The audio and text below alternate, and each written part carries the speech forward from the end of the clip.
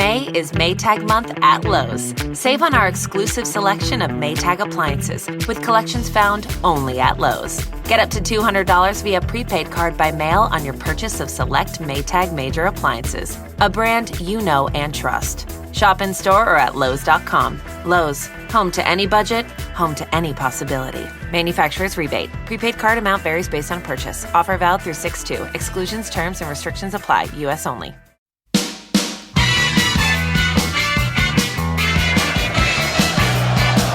Bold. And it's Tony Adams put through by Steve Bold. Would you believe it? That sums it all up. Hello, I'm Alan Davis. You are listening to the Tuesday Club. This is the Arsenal podcast, and I've got Keith Dover with me this morning. Woo! How are you, Keith? I'm fine, Alan. Are you well? I'm well. I am well. I am very well. But I have disturbing news. I have discovered how the COVID virus spread around the world. Apparently, some fool opened up the Spurs trophy cabinet. Being that there's nothing in there other than just disease and pestilence, you know, they thought they'd give it a clean because they expected to win the Premier League. And then what happened is they opened it out and all this come out, which similar happened when the Spanish flu started. They'd done the same thing again, thought they'd give their trophy cabinet a good old clean out. And all this dust and everything that's been in there for 60 years just come out into the world. Oh, no. It sounds a bit like when they opened the Blue Peter time capsule. Yes. And it was just full of sludge. So that, probably the Tottenham trophy cabinet's worse than that. Yeah. Oh, that's so good. Damien Harris is here. How are you doing? Hello, very good, thank you very much. Did you know that the coronavirus started in Tottenham's trophy cup? I mean, it's very difficult to open, I'd have thought. Prizing it open, maybe placing a small charge on the lock. Well, wasn't there a story that it was Les Ferdinand who lost the key, dug up the Blue Peter time capsule? Oh, did he? Oh, well, that maybe Les will have to go and open the Tottenham trophy cabinet. Yeah, there was a story that it was him, apparently, that he dug it up. Would you mean when the Blue Peter garden was vandalised? Yeah. There's a story. I think I'm not sure whether it's Dennis Wise and him, but I'm sure Les Ferdinand is involved somewhere. So there's uncanny. So sort of born connection. And raised in West London. Yeah. This is a QPR boy, wasn't he? Yours! I miss going to football today. Today I really felt it. I look at the fixtures and I think, you know, if Orient are playing at the moment, I get twitchy. I even thought about going to Gillingham. I haven't been to Gillingham since God knows when, you know. Super Gills. One game this season, bloody Burnley at home. but even that, we went to the pub before and had a meal and a few drinks and a laugh, and it's getting a bit much now, isn't it, really? And that was absurdly socially distanced. They made us sit in the rain rather than sit within 2 feet of someone who hadn't got coronavirus. And sitting in the rain on a cold, wet night is not guaranteed to give you the flu or any kind of... No, exactly. All sorts of other diseases we were susceptible to. Well, they're starting to... Norman did a gig in Liverpool, so they did a test club night in Liverpool. You don't mean Norman Price from Fireman Sam? Yeah, of course. Norman Price. Oh, sorry, Sam. I didn't mean to set fire to the post office. Norman Price. Swansea City were going to be promoted, and now because of you. See? That's what happens. That's what happens when you can't get to the football. You become obsessed with what's going on in Pontypandy. You don't know what we're talking about. No idea. That's one for the parents of young children who are listening in. Us childless are looking very confused. Go and watch a few episodes of Fireman Sam. Okay. Fireman Sam. We'll do. We'll get Sam. Norman Price. But you don't mean that. You mean Norman Cook of the House Martins. Yes. Yeah. Yes, he played of the House Martins. Yeah, it'd like that.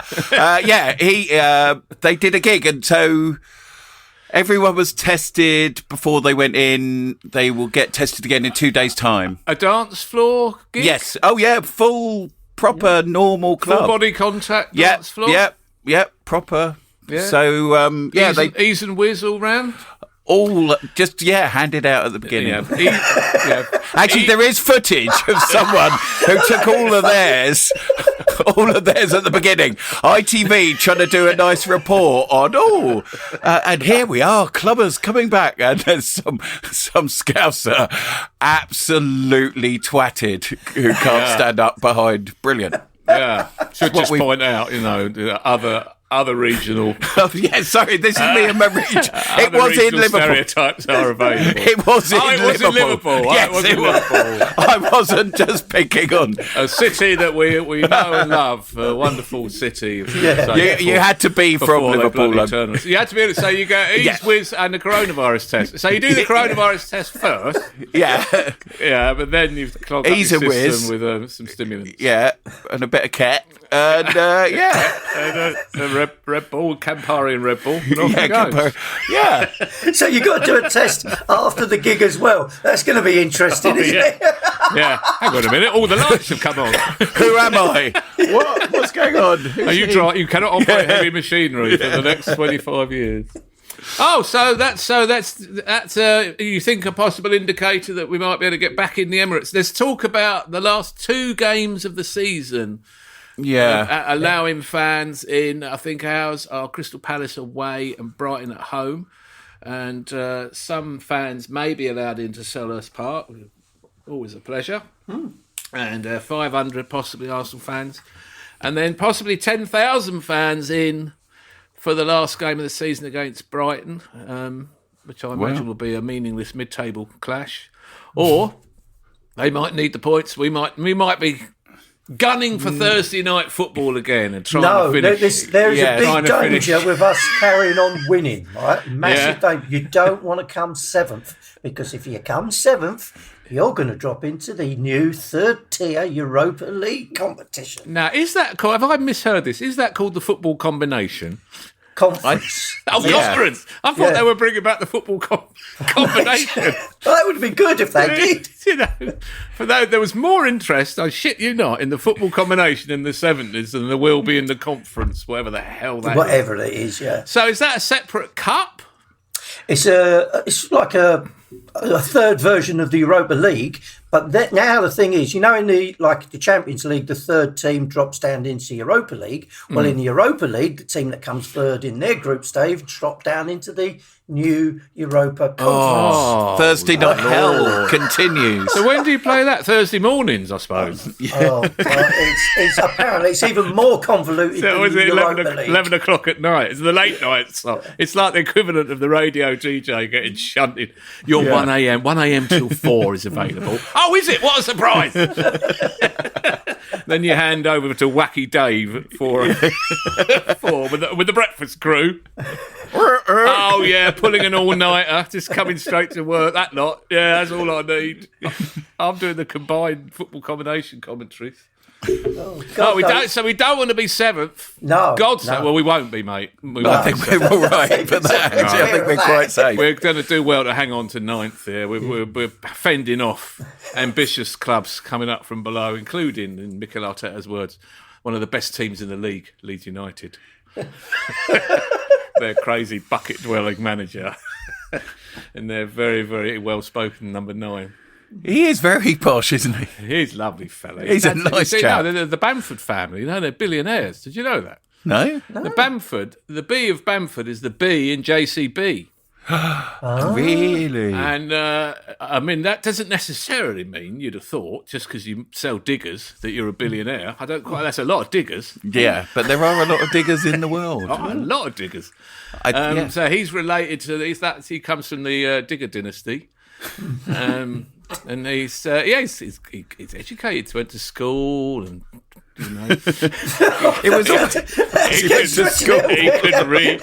You could tell he's educated because the only one at Leeds who hasn't got the undershave and the top knot and what is that weird kind of Leeds United signature hairdo. That's a nice proper haircut. I mean, I have to say, Leeds fans listening, it's been wonderful They've been wonderful this season.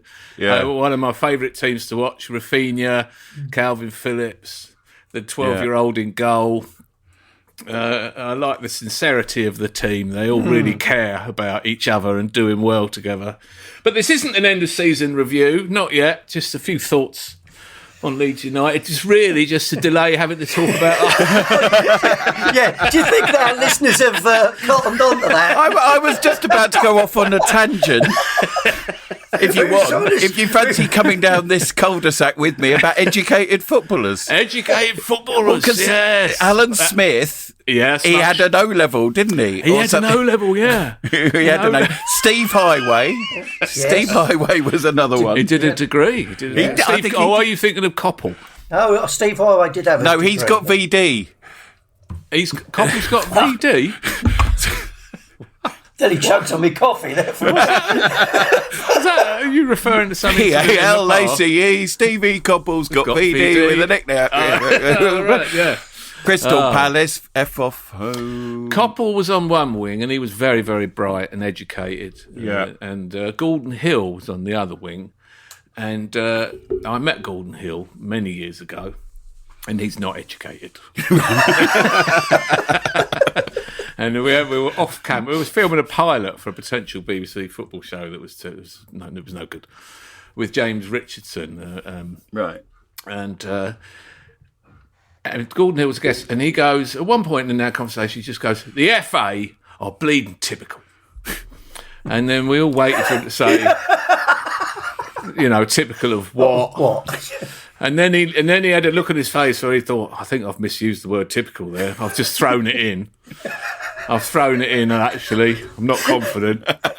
So there was a little pause, and then he goes, that is your typical FA. And then we went, oh, yeah, oh, with you. Gordon, with you now, Gordon. With you now. Yeah. lost you for a few minutes, but you're back in. And he said he wanted to get back into football. This is a long time ago. I'm going back to the 90s. This is a long time ago.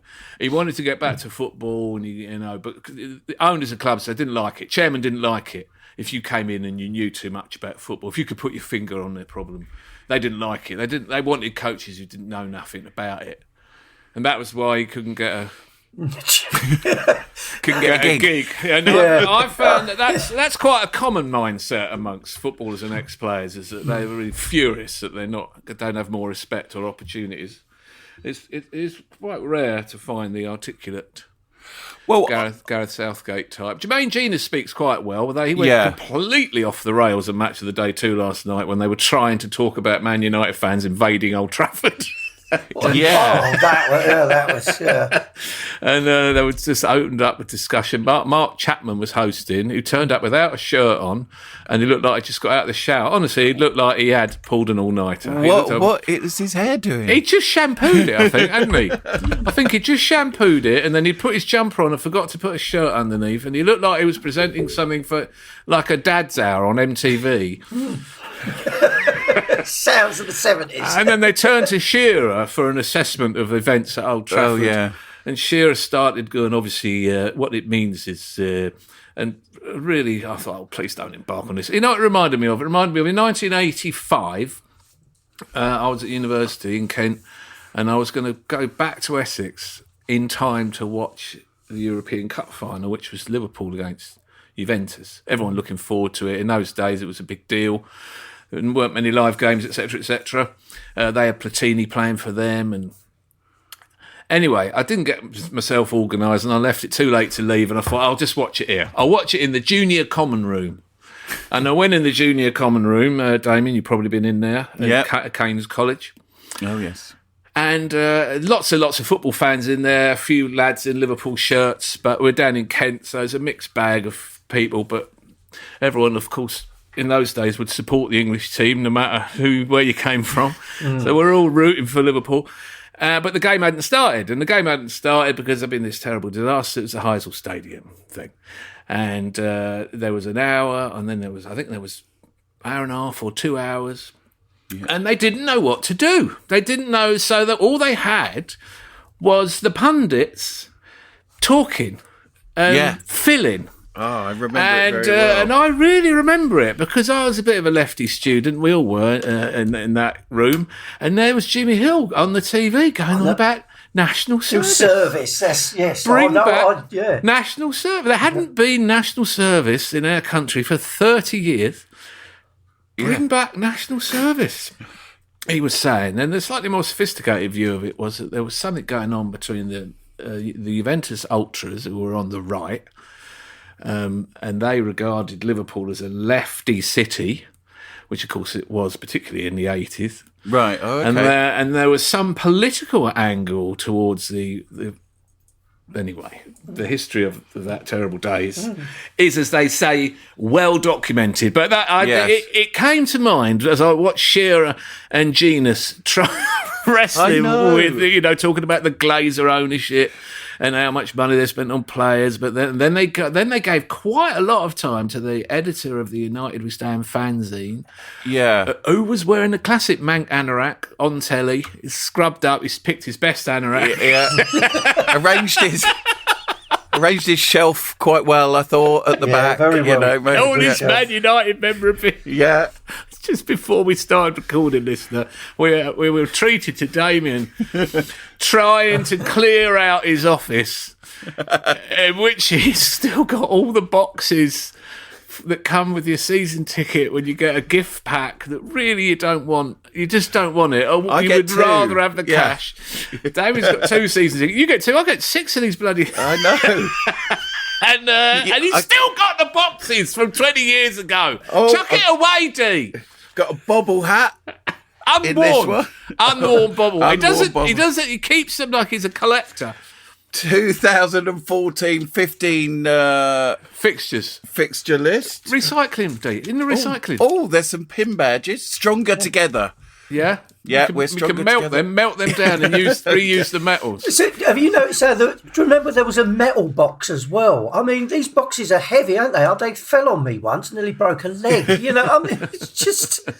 Because I still get them, because Evgenia, our sort of Russian daughter, where she moved to, the guy was an Arsenal season ticket holder, and they still send the boxes there. So she gives them to me every Christmas. So, right. Yeah, so I'm up to date with all the boxes, but they're heavy things, aren't they? This is the first I've heard of Evgenia. Evgenia, the Russian student. Oh. She stayed with us. Is she the one with the cosmonauts in her top? Cosmonauts, yeah. 2 Russian cosmonauts, but she's our Russian daughter now, And you're putting all that back in the box and you're going to put it back on the shelf? Yeah. I don't know what I don't think get rid of it. You've got to get rid of this shit. Yeah. We have a competition. No, this isn't Damien's old season ticket holder boxes. No one wants them, mate. I know you had the Arsenal toilet. That was a bit of fun, but this is getting silly. Okay, this is getting silly. All right, I'll put them in the recycling. Yeah, more ruthless about this. He won't. Well, as moving day gets closer, I'm having to get more ruthless. Yeah, you've got to be more ruthless about it. Yeah, okay. I remember we moved house, and we had the builders in for a bit. So all our stuff was in storage. And then the day came and there was a lot of stuff. There's all the furniture, everything. So there's 2 vans in storage with an insurance policy to valuing it at 35 grand. Quite a lot, right? Mm. And as the vans pulled up, I thought, if I went out and just set light to those 2 vans, I could pocket 35 grand. Because as I stood there, I thought, I actually can't even think what's in there. And when they open them up, I don't want to see it. Oh, no, here it comes. Boxes and boxes of absolute shit. Arsenal shit. Hundreds of programmes. I've got a drawer in my filing cabinet which is marked Arsenal away programmes 78, 79. I shit you not. And they're in mint condition. And I look on eBay, no one wants this shit. No one wants them. I've got Arsenal programmes for the last 50 years. No one wants them. And in the 91 season, right, championship season, full set of programmes in a binder, mint condition. Value online? Value? £25. No bids. No bids. So, in other words, overpriced at 25. Worthless paper. Worthless shit. Just get the 10 programmes that you most value and the rest bin. Okay. Sounds like This is advice that I should follow. Don't do as I do. Don't do as I do. Do as I say. I tell you, we are avoiding this elephant in the room. We're not talking about it, Keith. We're not talking about Arsenal anymore. Does the 0809 membership handbook bring me joy? That doesn't bring you joy. Bin it. What's your top 10 programmes? I'll tell you mine, right? First game I went to, August 71 against Stoke. I would keep that. I would keep that one. Even though the copy that I've got, I didn't get on the day. I had to get it off one of those programme sellers that used to be on Gillespie Road. Oh, remember really? That? Yeah. Yeah, I'd keep Anfield 89, OVS. Yeah. I'd keep White Hart Lane 2004, OVS. I'd keep the 79 Cup Final. And I would keep Old Trafford 2002. After that, I'm struggling to think of a game. Really, I am. I might keep my Barcelona one, from when Messi came down. And I might keep the last one at the Highbury 2006. I might keep that one they gave us, Wenger's last game, when there was a booklet in it. Yeah. Those are the ones. Yeah. That's it. Okay. I went to a game for a birthday treat in 1973. Arsenal beat Sheffield United 3-2. Charlie George scored twice. And I just remember that being unbelievably exciting. I mean, I think that was really when I actually got the actual bug. Like, I couldn't... Highbury was, and I know we're biased, but was the most beautiful football ground that's ever been erected. It was just such a sight. Yeah. And it was exciting because there were 5 goals. Everyone loved Charlie George. You could feel all around you how much everyone loved Charlie George. It made you love Charlie George. You thought, part of being here is that you love Charlie George, right? That's part of the deal. Yeah. So if I could dig that programme out, I'd keep that. Because that does spark joy. Even talking about it now makes me feel good. And even though I was only 7, I didn't really know what was going on. The only thing I really remember was that Sheffield United had a player called Woodward, who was a grey-haired winger, and the tendons on the back of his knees were very pronounced. Excellent. Yeah. There you go. You're listening to Desert Island Football Programme with Alan Davis. Gee, you're on to something. I think we've got something. Desert Island Programmes. Yes. I'll stick it on the list. Stick it on the list. We've got about 78 podcast ideas, listener. But because you won't go out and get a few more of your mates to subscribe, you freeloaded scumbags, we're not bothering doing them. We had the Tuesday Book Club. We were going to do that. Now we've got Desert Island Programmes. These are good ideas. Everyone's a winner. Everyone's a winner. Tyler's pitching it as we speak. We've got to launch the board game, The board game? Yeah, Mourinho versus Mussolini, Stalin versus Brendan Rodgers. Oh, yes. That's a great board game. That's a great board game, yes. Who said this? That's how you progress around the board. Yeah. Exactly. It's been brilliant. Get a couple of little miniature plastic figures of managers and dictators and, philosophers. Got Subbuteo figures, Yeah, you have all the authoritarian dictators on one side. Or you could have Davos Suker and Kanu. Damien's actually got mini figures with massive heads. Heads, the ones that bobble about. Do they bobble, the heads? Do the heads bobble? No, these are the Corinthians ones. Oh, right. Keep up, Keith. That's all right. I've got Emmanuel Petit as well somewhere here. I bet you have. That's a medical condition. Oh my God, that's horrible. And handicap. May is Maytag month at Lowe's. Save on our exclusive selection of Maytag appliances with collections found only at Lowe's. Get up to $200 via prepaid card by mail on your purchase of select Maytag major appliances, a brand you know and trust. Shop in store or at Lowe's.com. Lowe's, home to any budget, home to any possibility. Manufacturer's rebate. Prepaid card amount varies based on purchase. Offer valid through 6/2. Exclusions, terms, and restrictions apply. U.S. only. Can I ask you a football question now? Oh, God, all right, come on in. Yesterday, we were recording this, listener, on Bank Holiday Monday morning. Yesterday, Arsenal won 2-0 at St James's Park. The easiest win we've had all season. 25 minutes before we talked about it. Sorry. Newcastle, I don't know what was wrong with them. I don't think they'd get away with that if there was 52,000 in up there. I've been, as you know, my in-laws are up there and I've been there many times. They would be furious to watch that. They really were so ineffectual. They didn't chase us at all. We got an early goal, and then he scored a good goal. And then we passed it very, very well. Everyone was very on it and just totally controlled it, and it was boring as hell. But we did really boring. I think they were on the beach, mate. They just want to see. But they shouldn't be on the beach because there's still a chance they could go down. But what I was going to say to you is we've been away from home now to all the bottom four and had effortless wins against all of them. 3-0 at Fulham, 3-0 at Sheffield United, 4-0 at the Hawthorns, and 2-0 yesterday. Cruising through these matches against teams who sometimes can give us a hard time. The bottom, real flat track bully stuff, getting on the ball, showing we're better than you. You can't defend as well as us and you can't attack as well as us, therefore this game should be 3-0. Oh, it is. Like, it's a kind of... there must be a factor, obviously, that Bramall Lane is empty, the Hawthorns is empty. So that's probably a factor. But those have been our outstanding performances. We've had a couple of other good away wins at Southampton and Leicester. And our away form overall has been pretty good. Olympiacos as well. But why is that? What is it? Because at home, we nearly lost to Fulham.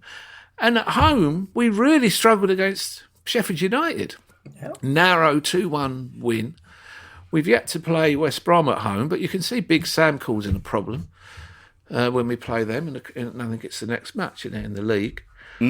But just to sort of just noticed it, really, how effortlessly we've cruised through these games against these sides and why the away games down there are so easy. I still felt nervous at 83 minutes that we could cock it all up. My biggest frustration of that game was there was a period after about 25 minutes where they had a good 10 minutes and we were just not pressing them. We were letting them sort of line up crosses and balls into the box. And I was actually getting quite frustrated after about 25 minutes, thinking, why are we not going for the jugular here? Yeah, I don't think there's a desire to go for the jugular. I think Martinelli's got a real hunger. I mean, we all absolutely love him, don't we? And it's wonderful to see him back. And you think in the long term, you think Martinelli on one side, Saka on the other, Smith Rowe at 10. There's bags of talent there, and you've still got Reece Nelson and I mean, that was worrying with that tackle, but thankfully he got up. And I asked Steve Bruce, didn't think that was a red card. It was a straight red. It was a nasty tackle, just a few minutes from the end by Shah. And I mean, really why even make a tackle like that? It's horrible. It's like a throwback to the old Wenger days when some big lump centre half would just get frustrated and go through someone. It could have really been worse than it was. He hurt him, didn't he? But no, it was good to see him playing. And the thing is, the contrast between Martinelli and Willian on the other side, who just seems to lack the determination or the drive to even try and play a 1-2 and get a shot off. He seems to have an absolute aversion to try and get to the byline. I mean, there are a couple of times when he's one-on-one with the fullback and you're thinking, just knock it by him. You're quite quick, knock it by him and whip one across the box and get it in there. But of course he checks and goes back and walks around. And the contrast between him and Martinelli, I'm thinking, looking at Willian, thinking, what are you thinking when you watch Martinelli on the other side of the pitch, full of energy and drive and determination every time he's in possession, and every time it comes to you, you stop, you stand, you look, you go backwards. Don't you want to get shots off? He hasn't scored a goal all season. He's barely done anything. Although I did see, having said that, I did look on the Premier League website, and he is he leads us in assists in the Premier League this season. Willian, what? He's got 5 assists in the Premier League. It's more than my God, it's incredible, isn't it? But I think 3 of them were in the first day of the season. Yeah, against Fulham, wasn't it? Why he's doing that? You think you could be playing Nketiah here, or you could be playing Reece Nelson. What's the point of giving this old geezer who doesn't care another 90 minutes? He really has got in the way of Reece Nelson. Yeah, he won't even pick him. He doesn't look like a player who's thinking to himself, well, listen, I'm going to really put on a performance because there's, the Europa League I might get into the team. He just doesn't look interested at all. He doesn't look interested. He did one point. He, instead of passing back to Hector Bellerin, he actually made a run and he came inside and made a run and sort of ran across the sort of penalty area line, and it made things happen. And you just go, why don't you do that? Every other one. Why don't you try and create and score a goal? What is going on in your head? And they genuinely found it hard, and he sort of ran his, and it was, come on, do that. I don't know. Very was he on a 3-year contract? Because 3 years, and supposedly he's got business interests in London, and he owns a restaurant, doesn't he, with Louise and Cherubchin in Mayfair, and he wants to stay in London. And so he's got this 3-year cushy deal, £1 million a month or whatever it is. It's just absolutely staggering. But why, when he was playing last season for Chelsea and playing to quite a good standard, well enough that Chelsea were offering him a contract to stay, even though they were spending fortunes of money on Havertz and Werner, and they had Pulisic, and they had Mason Mount, who's been their best player, turns out, this season, but they were still offering Willian a contract, so they obviously thought he still had it. But oh my God, yesterday, what is the point? Get out of the way and let one of the kids have a go. You may as well just put Aubameyang, give Balogun a start. Well, that's what I was going to say. You know, why don't you give him a start? Yeah. Because we could need him for Thursday night. I mean, we've seen him score in the Europa League. We know he's got talent. And we've played a lot of meaningless Premier League matches where he could have been bedded in. Have a go. Yeah, he needed to play Aubameyang just to give him some, because he was the very definition of rusty for the first 60 minutes until he definition scored. Of post-malarial. Post-malarial. Rusty. But then also, at the end, you're bringing on Partey and Pepe, and maybe you're thinking, well, I've got to bring them on. They're senior players on monumental wages, huge transfer. They're on the bench. I can't look past them down the bench and call up one of the kids to play 10 minutes.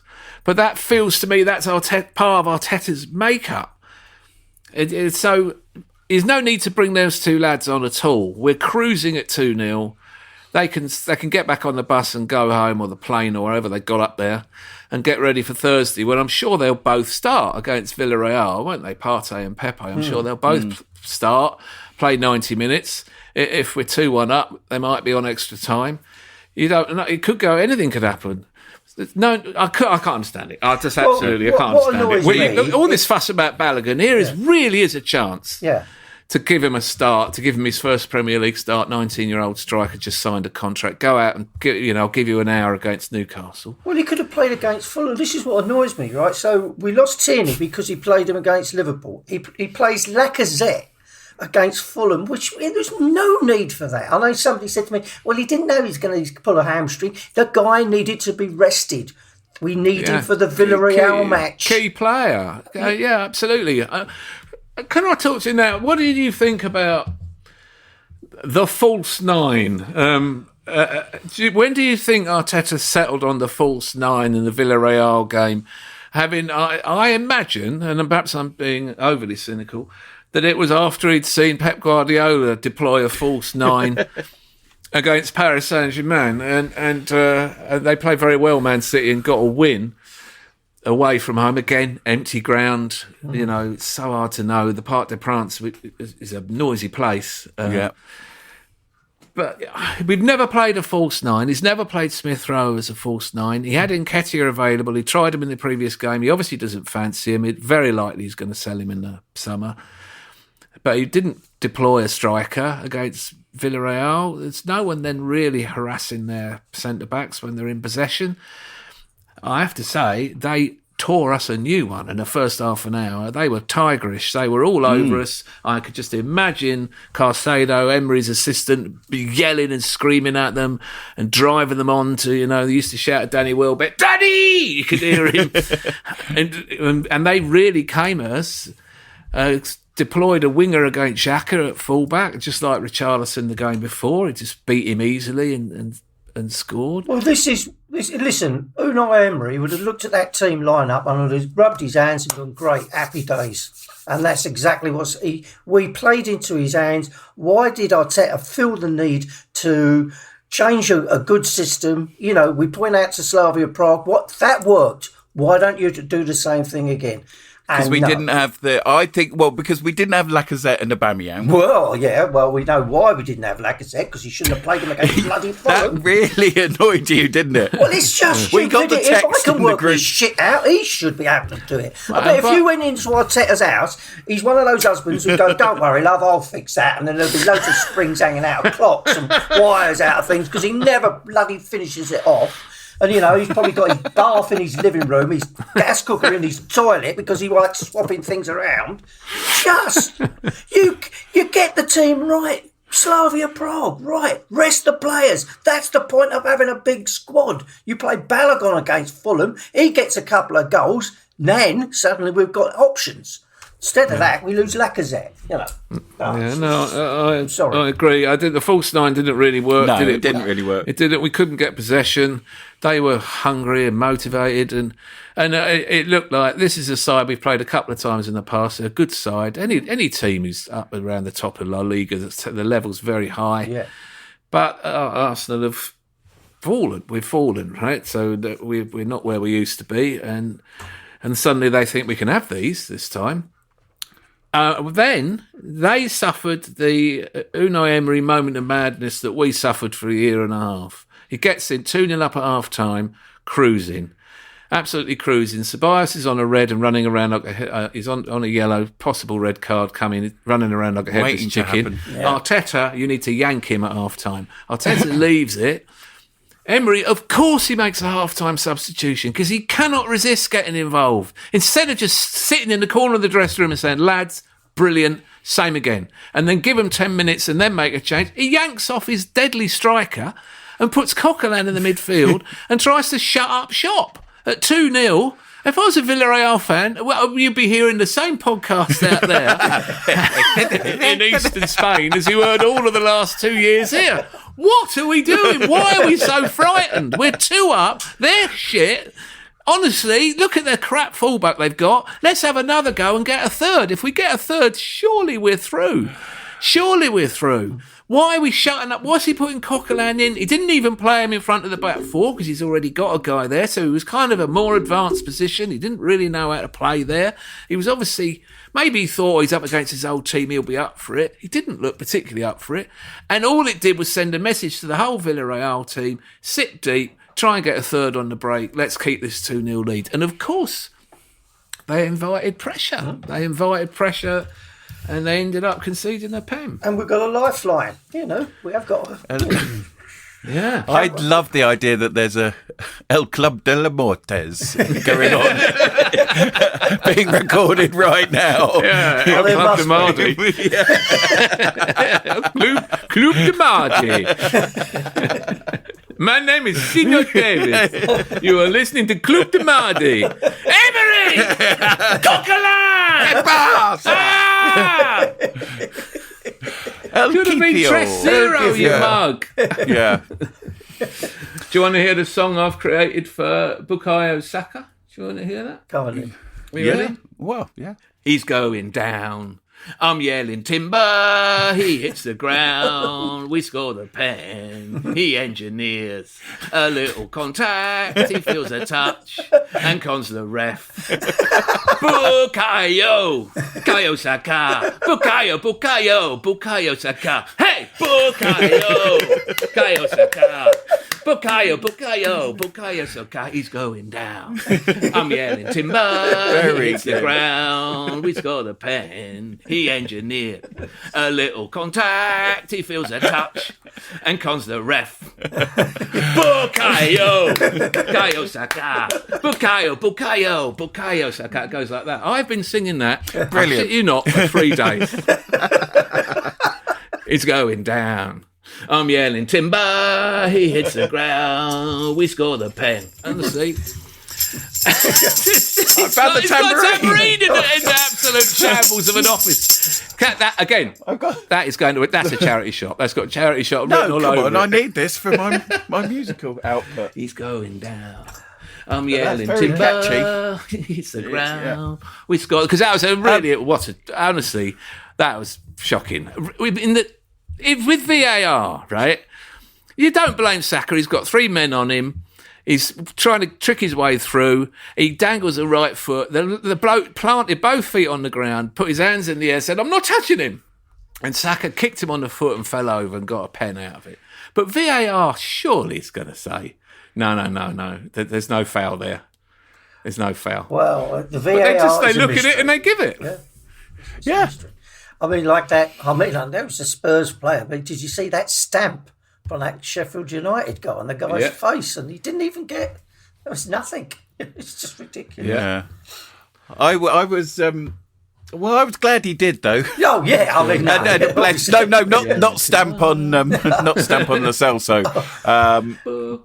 Glad Bukayo did go down, but yeah, we've got a lot. He's also God. God is good. God is good. God is. Can we do it? Controlling the Thursday? FBAR. Can we do it Thursday? Well, I think so. It's so hard to say because of this horrible empty ground, isn't it? I think if it's a full house at the Emirates and the noisy atmosphere, get the first goal, you feel like they could be spurred on by being at home, having the home advantage. Normally that's what you hope for in Europe. It's considered to be an advantage, isn't it? It's built into the system that seeded teams get home advantage in the second leg and all this. So it's considered to be an advantage, not least because if there is extra time, it's on your pitch. I always think that the away goal really undermines that, as we have discovered to our cost. But we'll take it this time. In the past, I'm hoping if you're at home in the second leg. I mean, go on. If Kieran Tierney's back, let's pray and hope that Kieran Tierney is back. Aubameyang back. Why won't he play Cedric in that position? Or he can play Saka in that position. He's better than Xhaka, Kieran Tierney. Keith's better than Xhaka. Yeah, hang on, I've got some bagpipes here somewhere. I genuinely do have some bagpipes in. Did you think Granite was going to get sent off against Newcastle? As soon as he got that it's Mike Dean as well. I'm thinking he's going to go. Get him off now because he's going to go. What was wrong with Mike Dean? Mike Dean looked really hungover because normally he would jump at the chance to send off an Arsenal. He kicked. Who did he kick? He kicked someone hard, didn't he, Xhaka? Was it Sam Maximan? Just went up behind and booted him. Yeah, and then hopefully he'll be out of left back, as you say. Hopefully he'll be out of left back. I mean, they picked the team yesterday with Bellerin and Luiz and Gabriel, and you think they were three of the starting back four, even about 2 months ago. And it's to that extent that Arteta changes his mind. So now Chambers is ahead of Spain international right back and the Portuguese international right back. He's a kind of makeshift centre-half. Not that I'm saying it's wrong, because I love Callum Chambers, and I liked him when he moved to centre-back yesterday. I like him because he's proactive. He goes and makes things happen. He affects the game. He's very, very eager and strong, and he's terrific to have in the side. But the fact that, I mean, do you think they'll sell Bellerin in the summer? I would rather if they sold Torreira and Guendouzi and Hector Bellerin, there's a constant rumour, they can raise money that way, and then we don't have to lose Joe Willock, who I would really hate to lose at 21, because I feel like he's going to have a big career in the Premier League, and I don't want it to be somewhere else, I'm with you there. Who knows? Although he looked quite bored. Did you see the camera got to him, and it was such a boring game. Do you know what whoever was commentator? Arsenal with their conservative possession football. Conservative possession football, yeah. The commentators are basically yawning, going, well, they call this game management. They call this not trying to score a goal. Retaining possession in the opposition half, in sight of the goal, and not trying to get in the box, not trying to play a 1-2 and get a shot off. Just not... What? Thank God the grounds are empty, because it's epically tedious. But you remember when Spain won the World Cup, it was hellishly dull, wasn't it? Yeah. That tiki-taka, suffocating the opposition and boring the hell out of everyone. Yeah. I don't understand. Which is a fine tactic if you're 2 or 3-0 up. That's fine. But if you want the goals, the trouble is that you have that mindset in players that can start right at the start of the match. I mean, you see it at Tottenham against Manchester City in the League Cup. There's been so drilled under Mourinho. Everyone thought, right, Tottenham are going to play now and give it a go. But they didn't. They still played like they were under Mourinho, and consequently they went out with a whimper, you know. When you look at their front four, it's quite scary, really. Exactly. But, and the way they played yesterday. Did you see the Tottenham goals against Sheffield United yesterday? I saw one of them. They were absolutely smashing. There was an absolute classic VAR balls up, and I know I go on about it every week, but oh my God, even though it was a Tottenham goal that was disallowed, it was such a good finish from Son. I mean, they after a week after they had a feeble, hilariously shit-awful embarrassment of a cup final performance, and they all came off the pitch crying, having not tried. His son's crying. They then play the worst team in the league and thumped them at home, as you'd expect, but Son was put through, ball into their half, on the break. He's very quick. He's level when it's played. It's clearly level. He's done, it's the striker's job to stay level. He can see across, he knows he's level, and he's gone. And he ran on, and you're thinking, I wonder what he'll do here. Will he go, it's in the net? I mean, he just sighted the goal, put his foot through it, and lashed it in the top corner. You see some players are a bit hesitant on a one-on-one. And some players think, Anelka was the same. The goal's massive. If I put it over there, he won't get it. Bang, goal. Never any thought about doing anything fancy. If he wanted to do a step over and sit him on his arse, he could. He would do sometimes. But anyway, they called it back, and his arm's offside. Of course, his arm's offside because he's leaning towards goal because he's running towards that end of the pitch. So, of course, his body's angled that way because it is impossible to run in a totally upright position with your arms by your side. It's a complete farce now. They would certainly be better off junking VAR completely. They really would. Because if they're going to just nitpick around things like that and disallow perfectly good goals when the player's obviously level, then they really are disrupting the game. That game was an easy home win, so it didn't affect it. But what if that was an equaliser? What if that's a goal that affects the relegation issues? And you call it off for that? It's a nonsense, a total nonsense. But he got another one later on. Bale went through one-on-one and smashed it in the top corner like it was easy. But you're looking at players who want to get in the box and score, so we're not really used to that. What do we make of the chap from Spotify? Eck. Right. Who the heck is that? I feels like Keith's thought about this. Well, because he's not squeaky clean himself. You ask any musician who's not getting paid for their work that gets put out there. That's me. And that's the thing. Yeah. I mean, it isn't just recording artists from back, years ago. It's someone can produce an album now and they don't get what they deserve. I mean, if a record gets played on a radio station, they get the royalties for it. But with the streaming service, they get nothing. Yeah, it's the same with Amazon and books. Don't buy your books on Amazon because when they undercut, all that ends up is that the author gets. Well, also, there is legislation. An artist, I was just going to say, and there is legislation that, or they want legislation to brought in that these streaming services do have to pay for the music, which could dent his bid. If it's a serious properly, bid. at least. It's a bit like a nectar card, I think, Spotify, because you get your points, and it's years before you can afford anything or get a bag. I went over $1 million with one of my records, which is £4,000. Is what you get for 1 million streams. It's not unlike, but you don't get that. Not unlike the money you make if you record a podcast. We sit here talking to you. We've had 1.6 million listens.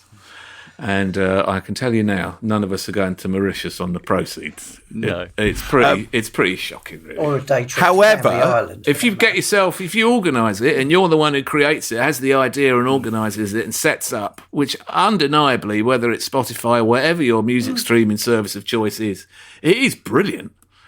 It's an amazing thing to you, just on your phone, sitting in, speaking to your system in your house and, what's that song? And you look and you can play in it, find it. It really is an amazing thing. But absolutely, by now it's established and the money's rolling in.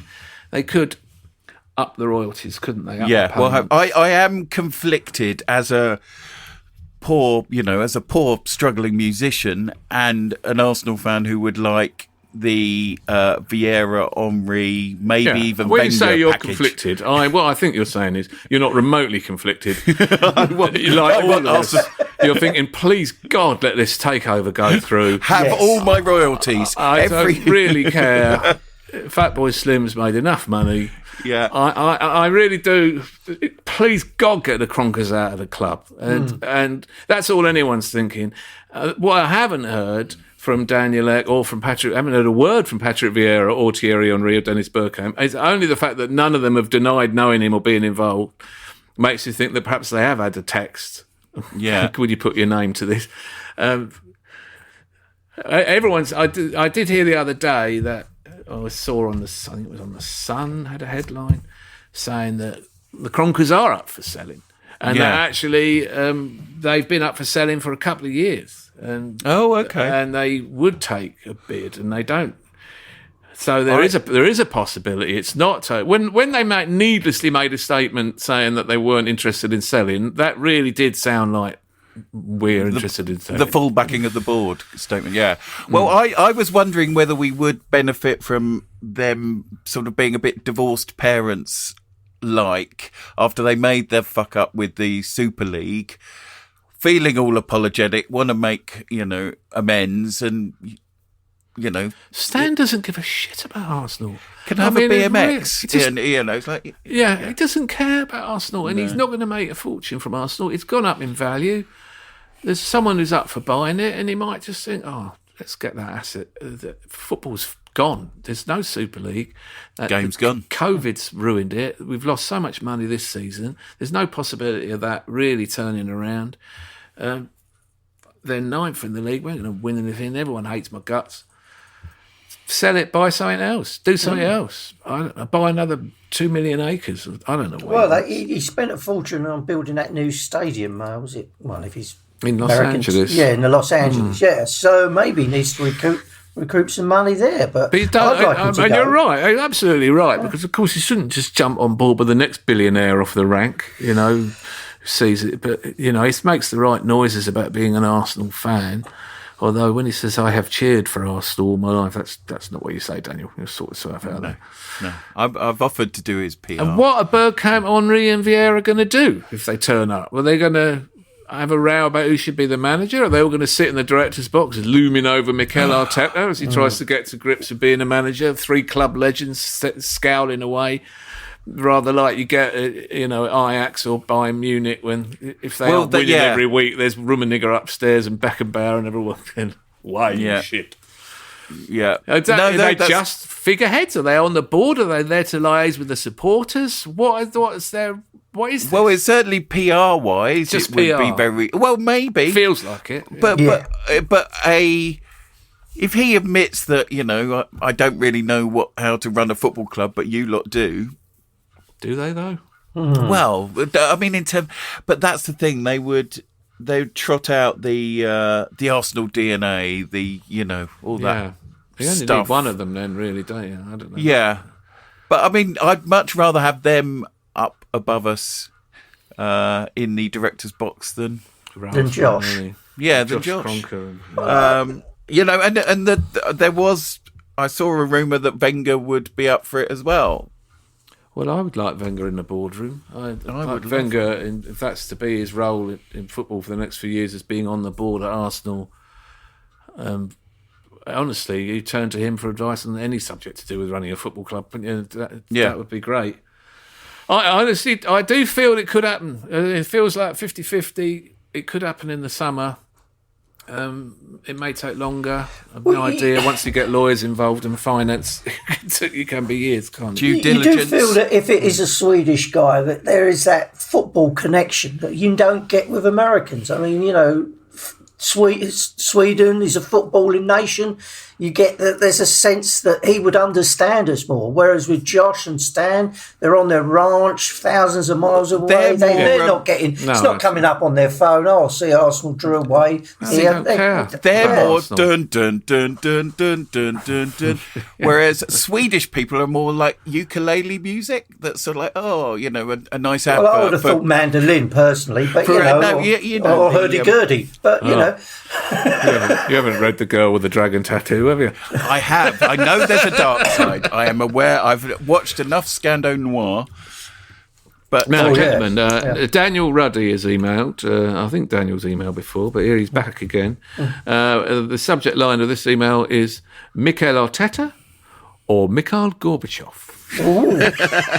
Oh, that's a good one. Okay, here we go. Okay. So he opens his email with "Good evening, gents." yeah, good evening. We're looking forward to Unai. I like Unai. He's coming back Thursday night to try and knock us out of the Europa League. Here's the first one. We won't survive if someone loses their nerves in the current tension. Gorbachev or Arteta? And again, I've always the warning with these that they're very likely in translation. Yeah. That sounds like Arteta. I'm going Gorbachev, surely. Come on. You know, It is Gorbachev. It is Gorbachev. We won't survive if someone loses their nerves in the current tension. Is he supervising a firing squad? Who knows? I wouldn't say there's panic. I can see the way they try and the energy they put in. Gorbachev or Arteta? Well, you got to say Arteta. Yeah, but I've been wrong before. I'm going to go Arteta on this one. That is Arteta. Okay, there's only 3 more of these. If you're not moving forward, you are moving backward. Gorbachev or Arteta? Oh, flipping hell.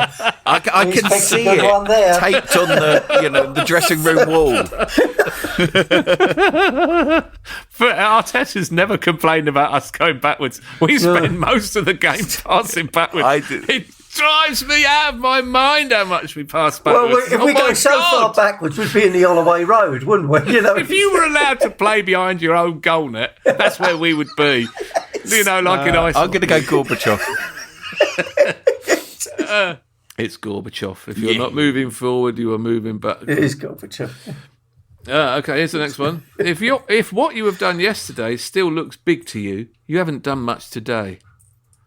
Ooh. If what you have done yesterday still looks big to you, you haven't done much today. Can we have Gorbachev as our manager? I like the way he Couldn't go talks. far wrong, as long as you have Pat Rice number 2. I think Gorbachev would have made a good football manager, wouldn't he, Gorbachev? yeah. You could see him on the sideline. Commands respect. Oh, very much so, yeah. I'm going to go Arteta. I'm going Gorbachev just because I It like is Gorbachev. It is. Yes. It does sound Arteta-y, though, but that's Arteta-y. It does sound Arteta-y. We're going to make a note of that. Can have that for the It T-shirt. does sound Arteta. For our merch range. Arteta-y. What is an Arteta-y? It's a cage where everyone passes the ball backwards. I'm going down the Arteta-y to work on the training session. Working on game management in the Arteta-y. Yeah, you're not allowed to pass forwards. It's like rugby. You have to try and get out the field, but not kick the ball forwards. Who's running the session? Willian. They're renaming the club shop. Yeah, the Arteta-y. They will, you know. Just retro. Have we got any scones in the Arteta-y? This message is sponsored by Amazon. I want to get back to kissing the cheeks of my grandbabies, making Sunday dinner with a house full of family and lots of laughs. COVID-19 has changed how we live and how we feel, but now there are vaccines. It's okay to have questions. Now get the facts. Visit getvaccineanswers.org so you can make an informed decision about COVID-19 vaccines. It's up to you. Brought to you by the Ad Council. Okay, here's the last one. I'm extremely disappointed to lose, and the way we lost it. We were the better team. We controlled every department, but we gave them the ball. When we had to score the goal, we didn't find the right pass or the right shot. Boris Yeltsin. Yes, I'd like to say, but yeah, because he probably managed an ice hockey team while he was leader of Russia, wasn't he? No, it's not. That was Arteta, of course. Have you seen that documentary Red Army, by the way, which is about the Russian ice hockey team? Oh, right, no. Not our Red Army. Red Army. A 100% recommendation. Unhesitating. Just get it. Order it. You can get a DVD on Amazon or something. Okay. Not Amazon. And other supplies DVD? are available. Yeah. Do you remember when Red Army sort of morphed into Reg Varney? Reg Varney? Or am I making that up? Rich Varney. It's the mid-'80s, I rings think. a bell. That rings a bell. It does sound familiar. Rich Varney. John Hayes on Twitter sent a tweet saying, which Arsenal player of 2014 is Alan speaking about? He's been listening to past editions of the podcast, and he hasn't given an answer. So someone guessed on the Twitter that I'm talking about Nacho Monreal. Someone else, anyway. This bloke cannot turn. He's got no pace. He can't keep up. Can't tackle. Can't edit. Covering our back four. There. Who am I talking about there? Oh, I did see that thing. I was thinking, I don't think because I was going to say you can't get anything past this mob, do you? I would suggest it's someone central midfield. Sounds. Who was I think he midfield? said. I think he said it wasn't Granit Xhaka. 2014. Well, he ticks a lot of granite boxes. Do you know what I think it probably? I think it probably was. It's probably Mikel Arteta. And this is where this all started from. I think it's got no pace. He can't tackle. He can't edit. Yeah. Yeah. I think it's probably. Sounds like Mick. That'll be my guess. That'll be my guess. I was talking about in scathing terms about Mikel Arteta. John Hayes, you've got our email address because he's also sent us a Thomas Ross quiz key. But I'm not going to do that right now because I'm going to offer you, gents, one from Oliver Kiddle or Kiddell, not sure. Thierry Henry or Superman. They are the same person. I always think this might be, where I draw down the curtain on these. It's a pity that Tyler's not here because I know he loves both Thierry Henry and Superman. But here we go. There's quite a lot of these. I might not do them all. Number one. I don't believe in dreams. I only deal in what is real. Thierry Henry or Superman? Well, I'm going to say Thierry Henry. I've seen a few Superman films and I don't recall He's that much line. more a positive Superman, isn't he? Yeah. I'm going to go Thierry Henry as well. It is Thierry Henry. Whee! He doesn't believe in dreams. He only deals in what is real. I could see him saying it as well. The amazing can only be created by facing fear, risk and failure during the process. Thierry Henry, surely. Just a note for Mikel Arteta. And get Arteta and Unai Emery to not Umarai. Umarai. Go from the Arteta to the Umarai. You're creating a mix of the two, aren't you? The best of both of them. They feel like the same bloke. The managerial philosophy is identical. The amazing can only be created by facing fear, risk and failure during the process. It's such a good quote. Gosh, I'm going to go Thierry Henry again. Yeah, Me too. Yeah, Me it's too. Superman. Superman said that. Oh, Really? If you had Superman with Gorbachev, that is the dream ticket. Okay. Number 3. It's not about where you were born or the powers you have or what you wear on your chest. It's about what you do. Thierry Henry or Superman? because that could be Superman. I'm going Krypton. Superman. He's got something on his chest. He has a big S. It's got His club crest.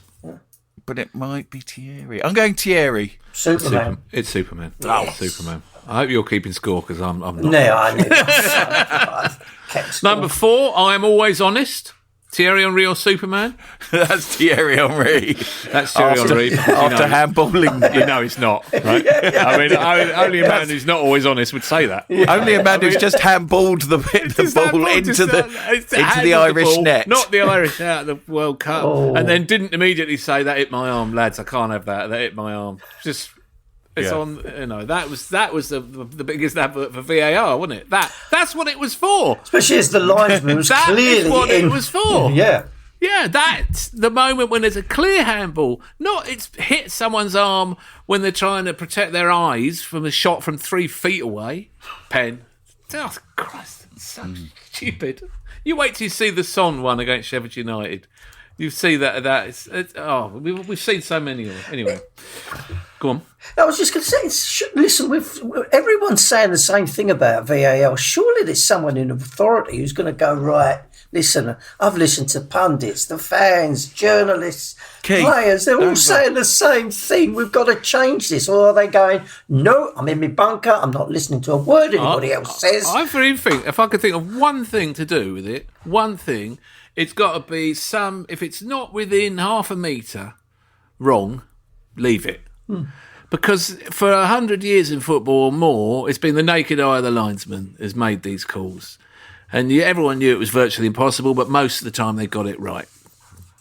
So if it's so close that you couldn't see it with the naked eye, leave it. You can't see a sleeve from 50 yards away. You can't see that with the naked eye. They're level, leave it. If you can't pick in, you have to have some kind of leeway, like they do in cricket. You would like to think that they would review it every end of every year and go, right, because that is, the offside thing is a real problem. But so who's in charge at VAR? Who is the man who's in control? Is he called Ron Bastard or Ron something? Bastard, yeah. You know him. You know Ron. Bastard. Yeah. There must be someone in charge, overall charge of the thing, looking at it, isn't there? It's Mike Dean's mate. Well, one Ron thing's for Bastard. sure, Keith, even if there was someone in charge, you wouldn't hear from them. No. There's no one actually defending it. They all know it's a shambles. Well, you could pick 20 of these wrong decisions where a player whose feet are behind the feet of the person. The Saka one against Fulham. This one with Son the other day. There was one with Pepe when that Ceballos pen was ruled out. Was it the Everton match? T always. Who's the bloke that didn't give us anything in the Pizzagate game at Old Trafford? Mike Riley. He's always T's convinced it's Mike Riley's revenge. Mike Riley's revenge. Yeah, because he likes a conspiracy theory, and I'm with him there. yeah. Okay, number 5. I believe that if we stay together as a team, we would be a force that could truly work. Thierry Henry? Thierry Henry or Superman? Oh, I think it's... Sorry, can I have that again, please? If we stay together as a team, we would be a force that could truly work. I'm going Superman. I'm going Superman. It is Superman, I meant. Okay. Number 6. Politicians are there to try to deal with stuff, but sometimes it's both fortunate and unfortunate that people like us have more power in the stuff that we say. Henri or Superman? Thierry.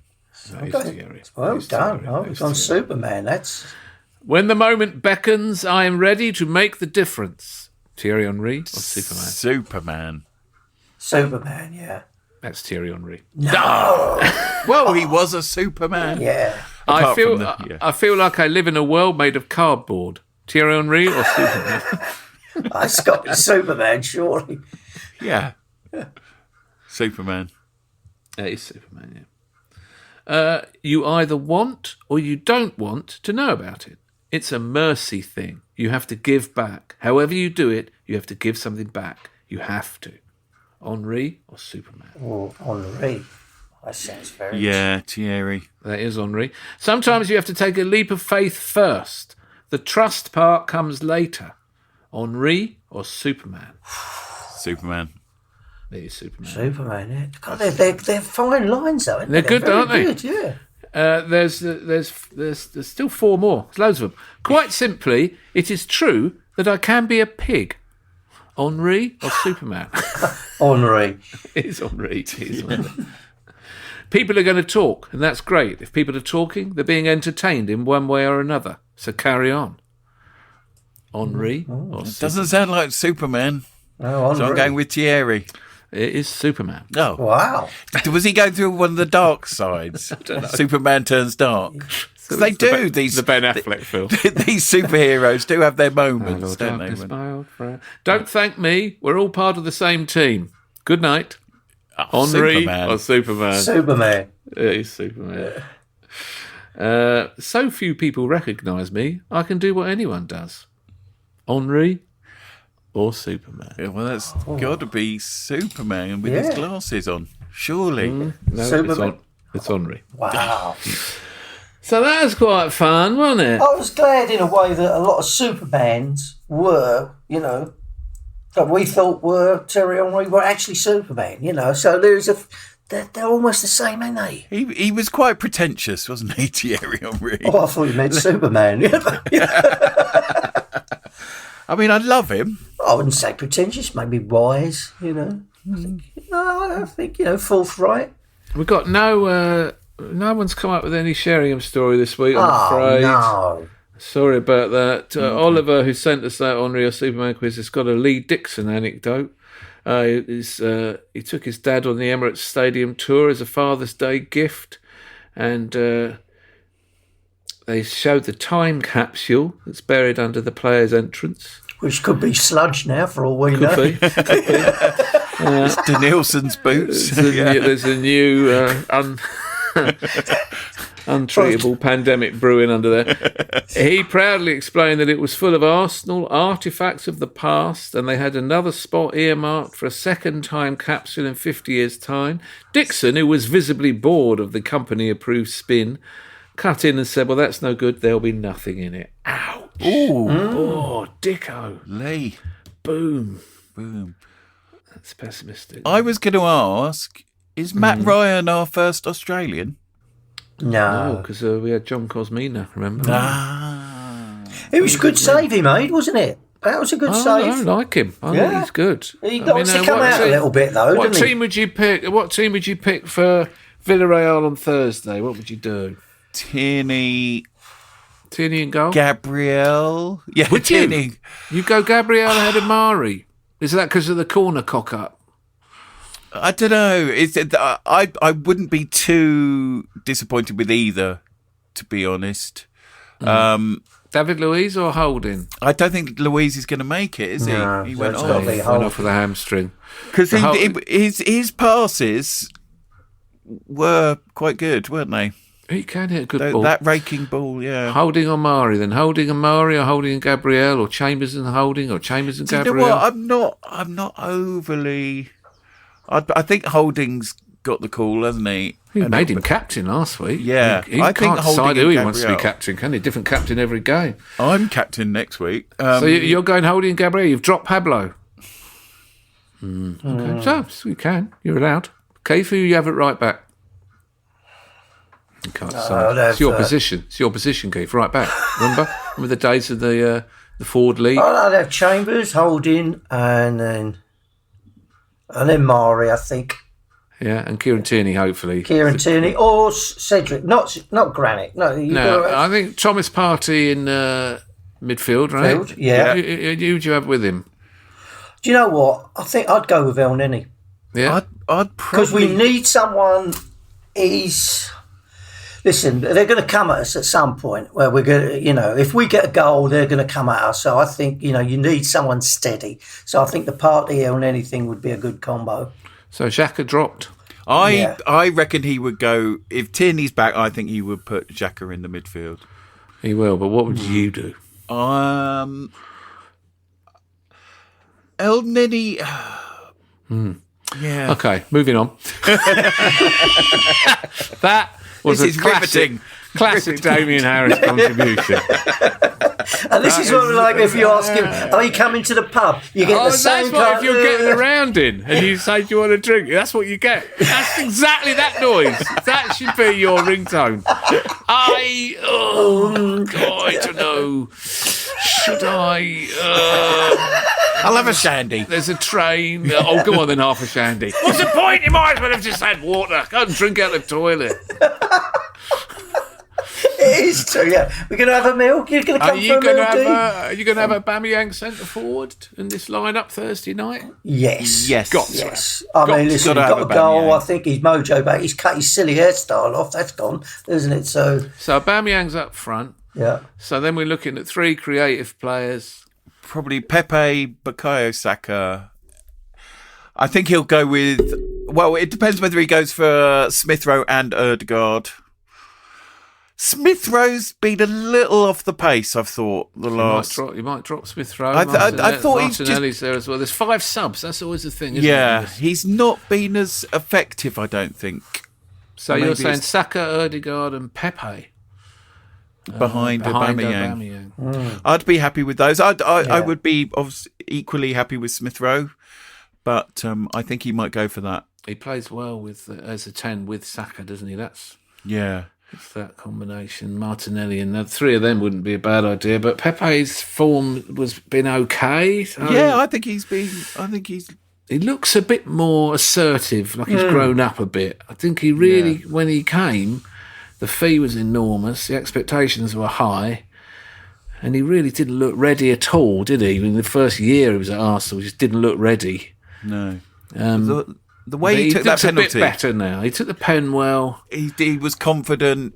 I feel he's... And actually, when he came on against Newcastle, there was a bit of fight in him there, even though the game was over. It seemed to want to get involved. The fee is a lunatic bit of nonsense, and really is a moment of madness. Yeah. But given that money's gone... It's in the past. Yeah, we didn't go for Grealish or Zaha. We went for him, and we have to make the best of it. I'm glad you've moved on. We're only fans. Moved on now. Let it go. All right, I'm going to do you a spot the commentary before we knock this shambles on the head. There's 3 good ones here. I think you'll like these. I'll go fire up the first one. See if you can get the game. Now Edu. Ali Diaz well placed and gets his first Arsenal goal. What a moment for that young man. Newcastle away. In FA Cup. No. No? Oh. No, it wasn't. Oh, the listeners to this are now going mad. They're shouting. They're on a bus, they've got their headphones on and they're shouting. Did you get the goal scorer? Did you hear it? Did Edu? No. Oh. Edu was involved in the build-up, played a pass down the left-hand side to Thierry Henry, and Thierry Henry looked up. Franny Jeffers. It wasn't Franny Jeffers. It was a similar situation where Henry had obviously decided, I'm going to give this kid a goal, as he was so capable. How good was he, Henry, honestly? He decided he was going to do that. It was Ali Adier. Ali Adier. Yes, against Milan? No. Well, totally wrong. It's Norwich. What day of the week is it? Yeah. I'll just list Cambridge United. It was West Bromwich Albion. We beat them 5-2. It was an evening game. Let me see. It was early in the season, August 2002. At Highbury. Ashley Cole scored in the 3rd minute. Lauren scored. Will Tor got 2. And Ali Adier scored in the 90th minute. I heard an interview with him. He was really well spoken. I think he was publicising his book. But he got a bit of a raw deal. Didn't he go to Celtic? I think he finished his career, and then I think he was at Middlesbrough. I think he went to Celtic though, and he got a raw deal. He just wasn't getting the games, but he sounded a really great guy. It's a shame he never worked out for him at the Arsenal. He just couldn't score a goal, could he? He got a lot of injuries, Yeah, he was out injured a lot. That's very true. So that's that one. That's Ali Adier. Now let's see if you can get this one. Arsenal throw.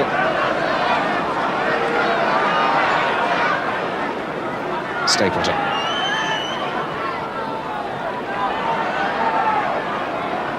This is Talbot. Sunderland looking for the 1-2 with Stapleton and gets it. And still got it. Dangerous situation. And it's in the net. And it's an own goal. But fine play by Stapleton back in the first team today, and Sunderland causing havoc along the byline there, and the misfortunate Brendan Batson got a touch to it. So Arsenal go ahead, Batson scoring for his old club. Brendan Batson. Yeah.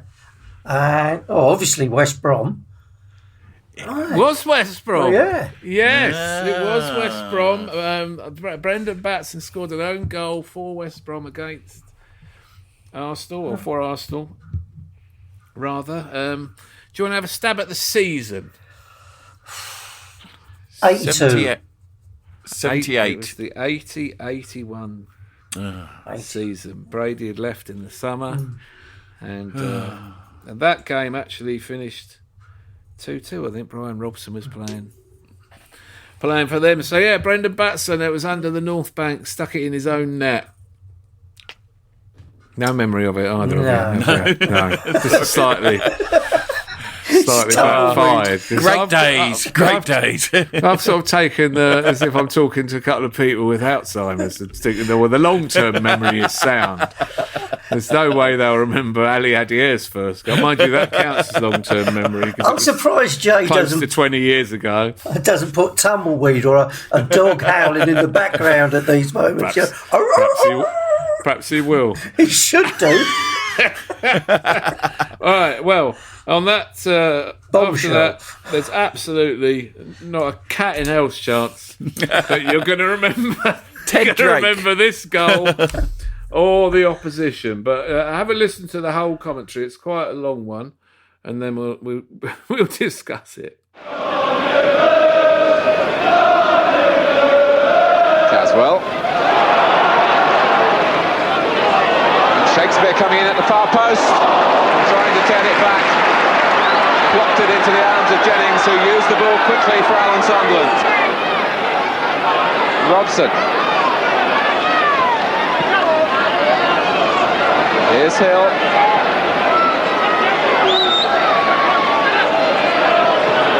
O'Leary picking his moment to come forward. Nicholas, that was beautifully delivered for Robson. And Kearns couldn't keep it out. The shot was too strong. And after a dicey start, Arsenal get a goal that will come as some relief. Right, so Stuart Robson got the goal. Miserable Stuart Robson. Yeah. Well, we haven't heard Played in from with him. a little flip from Charlie Nicholas.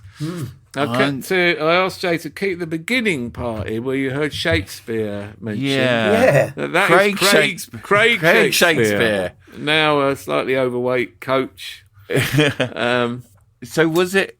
I think he's at Villa West now, Brom? isn't he? Not West Brom. No. No. It was a game at Highbury. It was a League Cup tie. And the 1983-84 season. Was Stapleton still? No, Stapleton wasn't in that clip. Oh, okay. No, Charlie Nicholas was there. Alan Sunderland was playing. O'Leary. There was a few. Colin Hill was playing. Chris White. And Trying to think who we played in there. League Cup. 83. Oxford? Sheffield?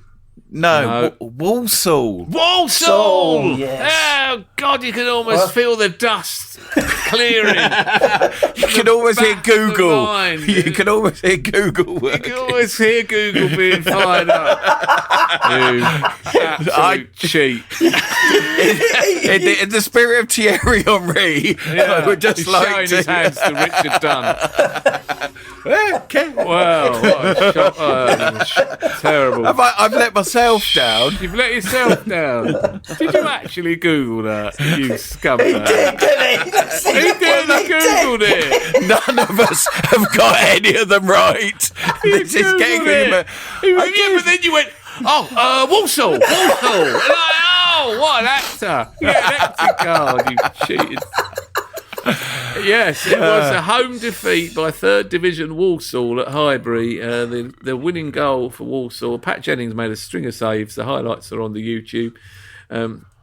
The winning goal for Walsall came after a ball was crossed into the area, it bounced, and Chris White missed it, basically. And it just took a swing at it and missed it, got the wrong side of it, his body was in the wrong place. It was an awful bit of defending. And it bounced and landed in front of their striker, who lashed it in the clock end net. And that was it for Terry Neal. That was good night, Terry. Yes. Terrible. I was a game that I'm sure you were there, Keith. I was there, actually, yes. Yeah. It was a horrible period because then you had to go into work the night shift, and there was all West Ham fans. Well, 2 of them were into City firms. They luckily took pity on me. They never beat me up.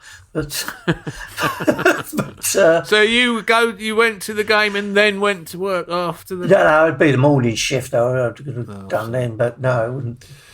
Well, that was that. So that was that game. Craig Shakespeare playing for Walsall, and it wasn't a fluky win. They had loads of shots. They hit the bar. Jennings kept making saves. He made one unbelievable save, which I think that was Martin Tyler, wasn't it, on the commentary? Yeah, a young Martin Tyler. Shows how long he's been making the announcements at the Arsenal. The Arsenal Arena. Do you remember? Balls. Our aim and intention is to eliminate the existence of Walsall FC, who humiliated the club. We have dropped a bomb. Shock and awe in the Midlands. F you, Walsall. Next season, we bring you Internazionale Milano. For our tickets will be €1 billion. You want a season ticket? Cut off your cock.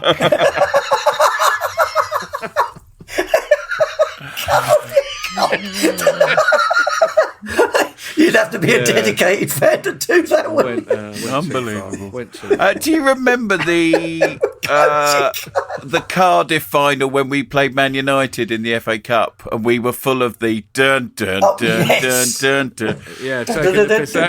Taking the piss out of Man United. Yes, we spent the whole game going every time they had a goal kick. Yeah, we're taking the piss out of their American ownership. Yeah, USA. Oh, my God. Yes. I remember when Stan joined us, I said to Alan at the time, I said, you see, the one thing about Americans, though, is they like winning, Alan. They like winning. Well, wrong could you be? Who knew that? No, we had the only American in living history that likes to come 8th or 9th or 10th. Yeah. I'll give you one last, before we wrap this up, I'll give you one last quiz that someone has sent in. It's from David Bloomstein, lifelong Arsenal supporter and erstwhile freeloading scum. He says, never ever stop podcasting. I can't make any promises on that front, mate.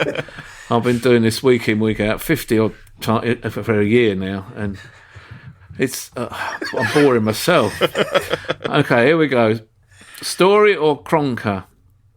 Number 1, you have to help good people see how they have let their institutions do their sinning for them. All around the world, there are those who long to see your human goodness translated into a different, more compassionate way of relating with the rest of this bleeding planet. Cronky or Cronky or Peter Storey? Peter Storey. Peter Storey? You have to help good people see how they have let their institutions do their sinning for them. All around the world, there are those who long to see your human goodness translated into a different, more compassionate way of relating with the rest of this bleeding planet. She hasn't got Peter Storey mixed up with Greta Thunberg by any chance? It is Peter Storey. Wow. And did he go a bit religious? Maybe he did. I don't know. He moved to France and started painting. So, nice. For those of our younger listeners, Peter Storey was a tough tackling midfielder or occasional fullback for Arsenal. Much loved because he was an animal. And later on was convicted of pornographic offences. What's a pornographic offence? Oh, there was counterfeit coins, but never mind. Maybe it was. Whatever. Anyway, a wonderful, wonderful Arsenal legend. Anyway, number 2. Arsene Wenger is just an unbelievable manager. I think he's a tremendous person and he is just as good as there is. You can't judge a manager on one game or on one stretch of games. You judge him over time. Peter Storey or Stan Kroenke? I want to go Storey on this. I don't want to. I'm going to go Stan. It is Kroenke. It's Kroenke. Number 3. Economics is about creating win-win situations, but in sports, someone loses. Well, that's got to be Kroenke, I would have thought. It is Kroenke. Yeah. Once a place becomes special, it's no longer special. Peter Story talking about his pornography collection. Peter Story. Maybe That is Mrs. Story clearing out under the bed. That's Peter's Story. Number 5. I'm going to attempt to do everything that I can to keep the Rams in St. Louis. That's got to be Stan. That's Stan the man. Yeah, and he Stan, didn't, did he? You can no. You can trust him about as far as you can throw him. That was Stan. Number 6. I didn't feel any remorse or sympathy if I injured a rival. I went over the top a few times, but I never broke anyone's leg. That's Peter's Story. Good old Peter. That is Peter's Story.